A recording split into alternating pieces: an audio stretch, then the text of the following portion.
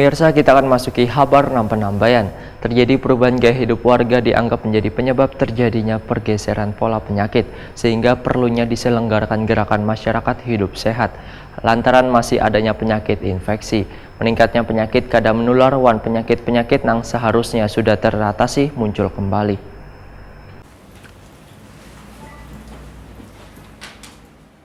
Terjadinya perubahan gaya hidup warga dianggap menjadi penyebab terjadinya pergeseran pola penyakit, sehingga perlunya diselenggarakan gerakan masyarakat hidup sehat atau GERMAS lantaran masih adanya penyakit infeksi, meningkatnya penyakit kada menular wan penyakit-penyakit yang seharusnya sudah teratasi muncul kembali. Kegiatan ini menjadi salah satu upaya untuk kembali memberikan kesadaran kepada warga untuk dapat menerapkan pola hidup sehat. Demikian diperahkan Kabid Estika Sumber Daya Kesehatan Dinas Kesehatan Kota Tangerang, Dr. Ajaini Daruri, yang menerima kunjungan Ketua DPRD Banjarmasin Ananda, wan Wakil Ketua DPRD Banjarmasin Budi Wijaya, yang mendampingi Komisi 4 DPRD Banjarmasin di Aula Dinas Kesehatan Tangerang, jelang tengah hari Kamis 13 September 2018. Menurut Dr. Ajaini Daruri, GERMAS ini dikuatkan dengan Inpres nomor 1 tahun 2017 dengan melibatkan semua lapisan warga. Gerakan masyarakat hidup sehat di Kota Tangerang ini disosialisasikan di setiap sekolah, bahkan murid diharuskan membawa makanan wan minuman dari rumah dengan pengawasan dari Dinas Kesehatan wan Dinas Pendidikan wan Kebudayaan, sehingga penyakit kada menular, ujar Dr. Azaini Daruri, bisa dicegah melalui GERMAS dikarenakan pola gaya hidup jarang mengkonsumsi buah wan sayur, mengkonsumsi makanan gorengan wan berlemak, minuman bersoda, malas akibatnya obesitas, kanker paru, jantung, gangguan pencernaan, stroke, kerusakan organ, kematian wan lainnya.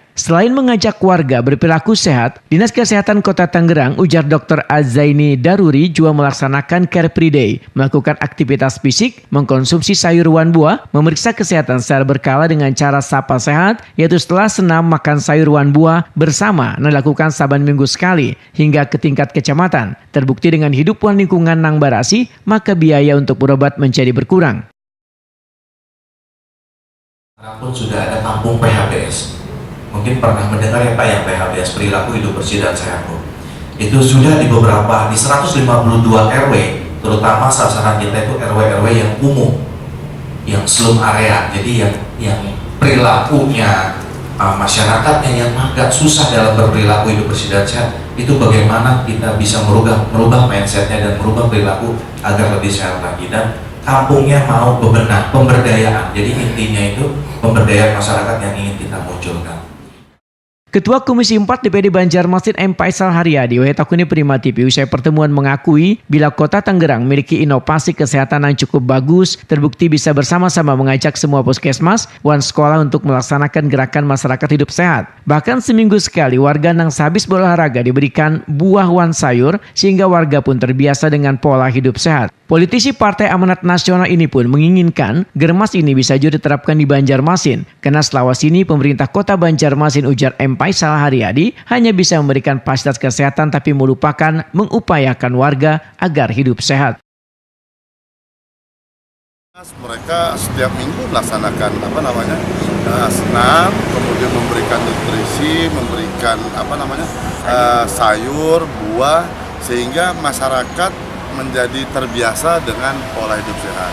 Kami juga patut meniru kawan-kawan dari Dinas Kesehatan Kota Tangerang ini melalui pemerintah Kota Tangerang ini.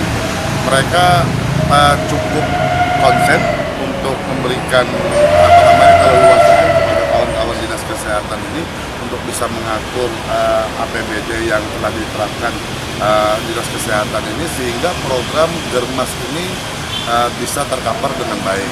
Sementara ini seperti Banjarmasin, kami sampaikan bahwa kita hanya terfokus untuk memberikan pelayanan kesehatan, kesehatan murah atau segala macam.